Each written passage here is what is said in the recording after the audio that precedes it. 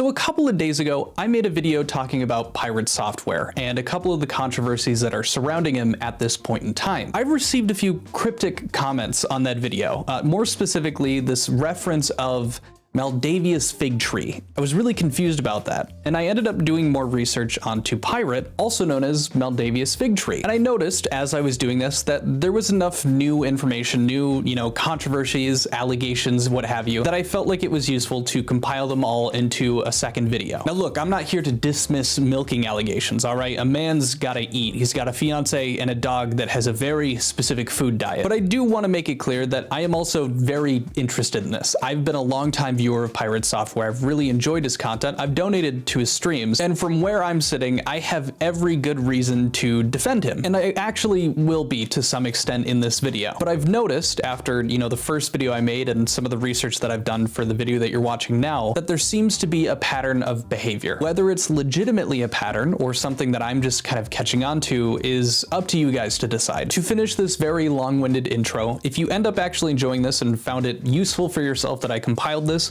consider giving this a thumbs up. Last thing, I'll be going live after you see this video talking about other drama, so if you want to, check out some drama and chat with me, join the YouTube live that you'll probably be seeing here very shortly. Okay, that's it. I don't know where I was pointing. Thank you. All right, so to start things off, I want to follow up on some of the stuff that I'd covered in the original one, specifically talking about his blind gameplay of Animal Well. Now, I was reacting to a guy who was reacting to a video, which some people commented about. It was kind of goofy, but his name is Grapple LR, or Grappler. I'm going to put a link to his channel and the channel that originally had kind of started doing this analysis in the description here, but he made some follow-up videos talking about, number one, Pirate Software responding to the Animal Well drama. I want to point out a few things that he also have covered in his video, so I'm just going to go ahead and let it play here. Yeah, I actually put a pinned comment underneath that YouTube video that everyone was freaking out about. We played that game for 83 hours live on stream, my dude. Like, you're watching an edited down short of that's 7 hours long. Now, I did cover and correct that it was a 7-hour compilation of, the entirety of the stream that he had, but I wanted to also make a point that when he said that there was 83 hours of, streaming, whatnot, of the game, it's not necessarily true. If we go to the Twitch stats, you can see just above my head here that there was actually 39.4 hours, or some people were saying ballpark 40, 43 hours, nothing close to the 80 that he's talking about. Again, that's not necessarily matching up. Some other notable highlights were the fact that he did this crazy solve that would have required, 50 other community members to assist him in the puzzle. He solved that the same day that the guide for, figuring out that puzzle came out, which was a bit suspicious. But on top of that, when he was asked to release the full 80 hours of uncut footage, he just said no, that he wasn't gonna do it, which, I mean, he doesn't have an obligation to. If he wants, to convince people otherwise, then it would be useful, but again, he doesn't have to. That's kind of the end of that. Now, thirdly, the biggest thing that didn't really sit right with the people kind of responding to this, like Grappler and like myself, is something that he said where he kind of walked back this idea that he was figuring out all these puzzles alone. Also, there was nothing on there that said we did that blind. We were playing around with the community. Everybody was trying to chip in to give it answers and shit. Grappler does an excellent job covering this in his video, but the point that Pirate's making that, he never said that it was a blind playthrough, that he was working with the community, it kind of doesn't stand, or it doesn't make as much sense that that's the answer based off of how he was doing the puzzles. He wasn't, at the very least making it clear that he was reading answers off a chat or, something like that. He was priding himself in saying that we don't look up answers, we don't do that in this house because where's the fun in that? And when he does solve these puzzles, he sets himself up like he just, intelligently just came to this startling conclusion and solve for the puzzle. In this house, we solve puzzles. And we don't look at the answers. Because where the hell's the fun in that, bud? I got this crazy idea, chat. I got this crazy idea. And then boom, he solves it. Or he walks into the room. This is my first time in this room, isn't it? Wait, what is that in the wall? Oh my god, a picture. Guys, it's the size, it's the length. I just figured it would be useful to talk about that because we're getting into some more blind gameplay allegations. And I just wanted to make sure that we were outlining exactly what the issue was with this. It's not the fact that he wasn't doing it blind, it's just that he made it seem like it, which really the only benefit to that just seems to be, people think you're smart for coming up with the ideas. It doesn't just end there. A game called Outer Wilds, which is if you haven't played it, probably don't watch what we're actually about to just go over. But Grappler also did a video covering Thor's gameplay of this. Now, the glaring evidence with this one has to do with some of the ways that he was solving these puzzles, in which case you can actually see in his face cam that he's going on his phone, presumably to look up the answers. So I just pulled up the video, the VOD from him doing this game, and he starts here. He works in this puzzle room for like 10 minutes and he just can't seem to figure it out. And it starts to go where in the game you loop, and you can see down in the bottom right corner, I'm going to try to zoom in for you guys. Watch as he's like, you know, racking his brain, can't figure out what to do here. You basically have to use your camera in the game, and he's going to reach for his phone. An image of a quantum object.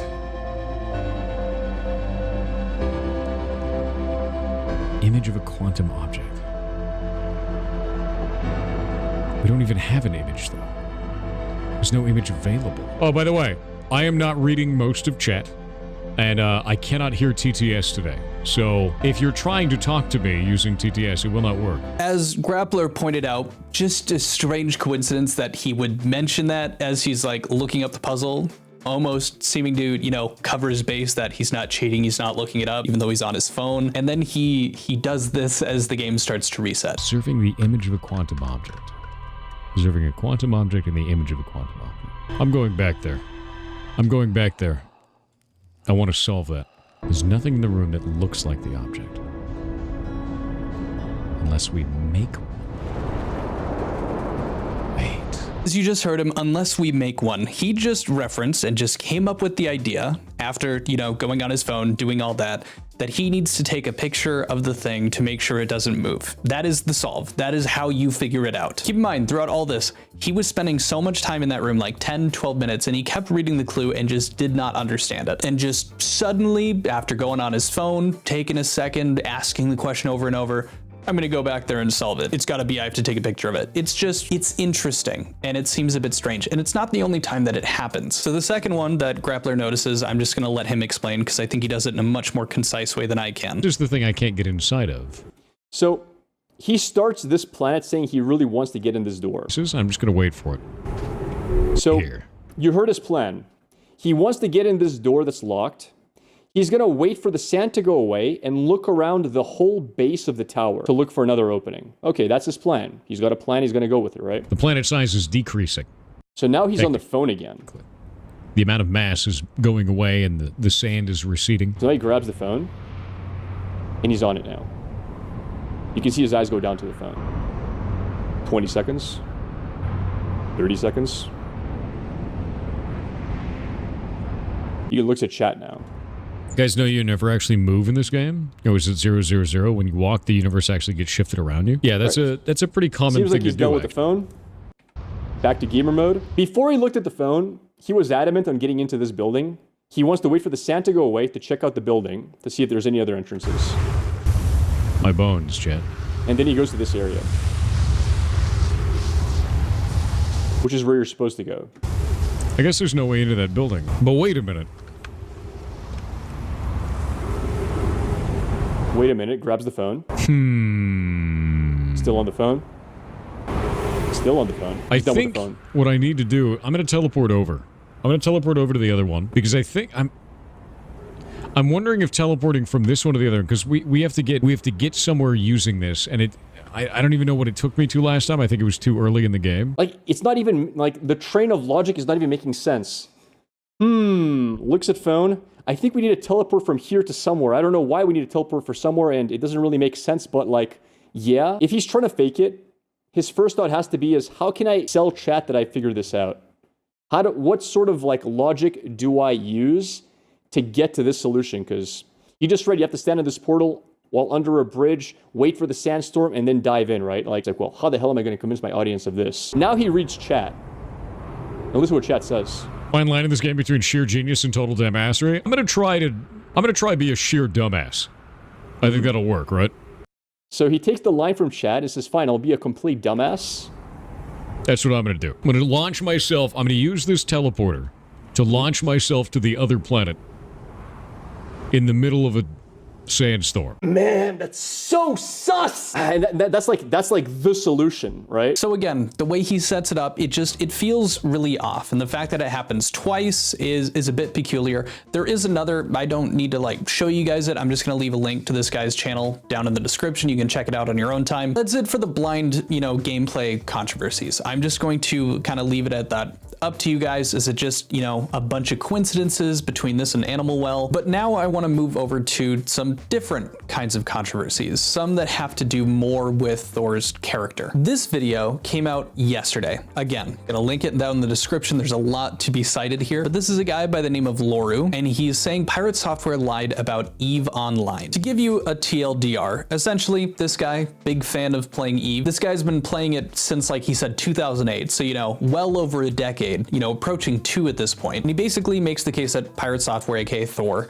is being very entitled. In a video that he put out talking about why he dislikes EVE so much, misrepresents the truth and ends up, putting off a lot of people from playing EVE, which this, creator has an issue with. Now he takes his, almost hour breaking it down and explaining it. He does a great job of explaining it, especially to someone who has never played the game, including myself and other people that have watched it, and really helps break down that Thor made a lot of mistakes, made the assumption that the developers were out to get him when that just doesn't make sense, complained about the game being the way that it is, and overall was just not a great leader for the guild that he was a part of. Now don't get me wrong, this video isn't all sunshine and rainbows. He does make a few points that I see that a good chunk of his comment section disagree with. Things like how, EVE was asking Pirate and the people that were a part of his guild to basically test an issue or a bug that they were having, where they were having negative consequences because the bug existed. Now, Loru comes from playing the game for years and is kind of just of the mentality that, well, if it's bugged, you just have to pick up and go to a different, star system, go to a different area of the galaxy because it's bugged and you can't really do anything about that. I'm kind of leaning on Pirate's side, which is that, maybe you shouldn't be, bug testing with people that are working in the actual product environment, like the actual game. And it's great that they're getting, the live feedback of what's going on to help fix the bug. Essentially, the bug gave people negative reputation when they completed quests when it was supposed to give positive. Easy solution, I feel like, would just be to give the people that are operating there, give them positive reputation and just give it to their accounts. I don't know if that's how it works, but instead of just, bug fixing for, no profit in any way, like they weren't getting rewarded in-game or out of it, it just makes sense that you'd kind of get fed up with that. And although Loru has the experience and understands that this is how the game is treated and how it's updated and how it's, worked on by the devs, that doesn't necessarily mean that that should be the status quo, that you should just have to outright leave a part of the game. But I'm going to leave that again up to you guys. I think that there is a lot more of a discussion to be had about that specific situation.